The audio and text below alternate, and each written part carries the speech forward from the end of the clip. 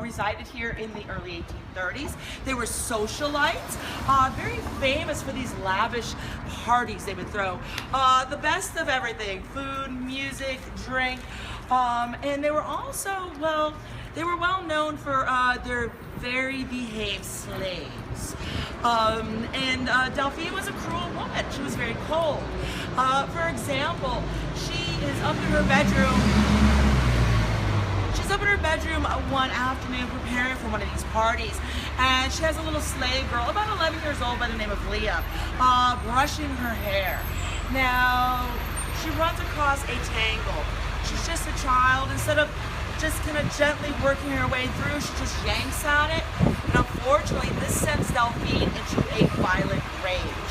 She picks up the bullwhip from her side table, begins chasing the child around the house, beating her, screaming at her in French, and out of fear for her own life, the child runs out of the balcony doors overlooking the courtyard, tries to climb over to safety, slips and falls to her death in the courtyard. Now, her mother was also a slave here in the Lalauries' care, and Delphine, well, she went, hunted her down, and demanded that she clean up that mess in the courtyard. She was preparing for a party and had no time to deal with it. Now, Delphine was brought to court for this crime. She was fined a whopping $300. Really? Now, by those standards of that day, sure, there was probably a lot of money, but honestly, this looks like murder to me, in my opinion. And it's not the only time that she was brought to court for mistreatment of her slaves. So they were well behaved for a reason. They feared her very much. They feared her wrath. Now, we fast forward a few months later after this incident with Leah, April 10th, 1834. They're once again preparing for another of these parties, and everyone starts to arrive, and there's a lot of important people on the guest list. There's even members of the media, writers from the New Orleans Bee, our paper at the time, which is now the Times-Picayune. So they're out here, they're being very entertaining, but during this party, a fire breaks out in the kitchen, which was located where the parking garage is now. There's a little no parking signs there. The guests, they panic, they begin running out of the house, but Delphine follows them out and she begs them to stay. She has her servants come out and continue to give them food and drink. She insists that the band come out here and set up and play as well. Tour guides like to tease that this kind of resembles the A deck of the Titanic at this point, you know what I mean? The music never stopped, that's for sure.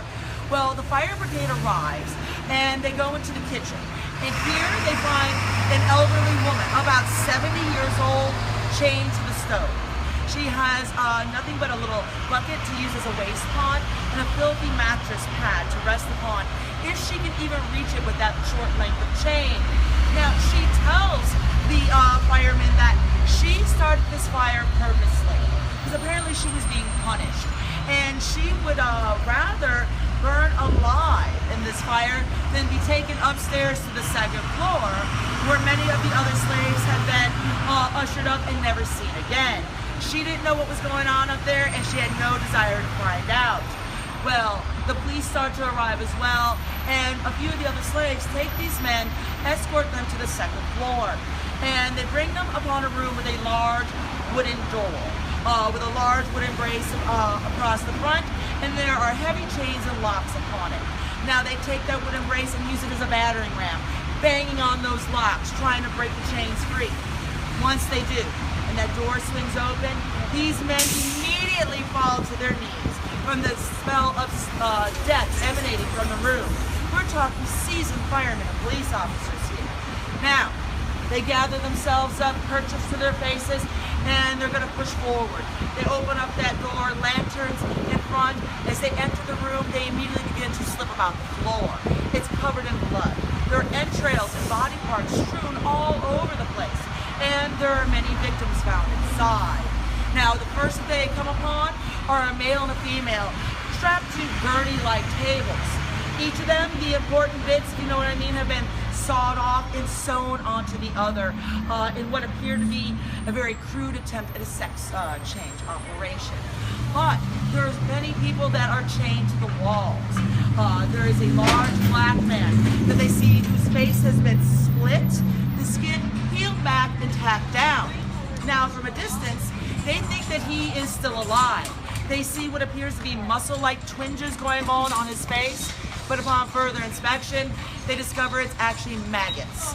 They've been placed on this man's face to see how long he could survive with them eating at the infection. There is a woman chained to the wall right next to them who is still alive, and she does not appear to have suffered any physical torture yet. But she is in hysterics, no doubt from the things that she has witnessed, and they think that they have a witness to these crimes.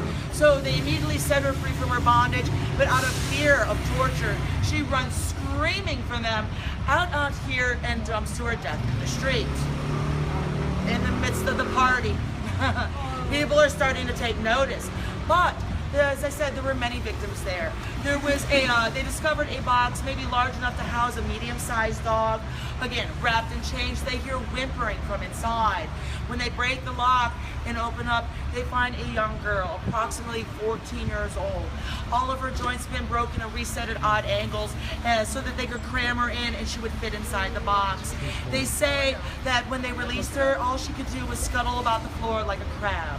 There was also another young child, approximately the same age, a young girl, whose arms and legs were amputated and a 1-inch ribbon of skin had been stripped down her entire torso. They said she resembled a human caterpillar. The story in the New Orleans Bee the next day was absolutely horrific, and it really did cause quite a stink here in the city. Well, now these party goers are definitely taking notice as they bring the victims out and escort them to the hospital. Governor Nichols used to be called Hospital Street. When we were a military outpost, some of our street names were to reflect that. So Hospital Street is where you brought your wounded. We have Barrack Street, that's where the camps were for the soldiers, etc. Well, a riot starts. They are no longer a jolly band of revelers for sure, and they want to take revenge. But before they can rush back into the building and sack it, find the Lawleries, well, the police begin setting up barricades in order to prevent this whole fiasco. But the Lawleries, they're upstairs preparing for their departure, packing just the essentials. Now their carriage man is parked out front, ready to go, armed with a shotgun and a bullwhip. And then Louis and their 2 daughters come out first. They get into the carriage. Madame Delphine, she arrives a few moments later. Before getting in, she has the nerve to turn to her partygoers, give them a little princess wave and a curtsy, and thank them for their attendance. She gets into the carriage, and they immediately blast through the barricades heading towards the river. Now, we don't see them ever again. There's a lot of speculation as to where they ended up. There's a rumor and a really bad documentary or film made about it, saying that they may have made it to Mandeville, which is on our North Shore.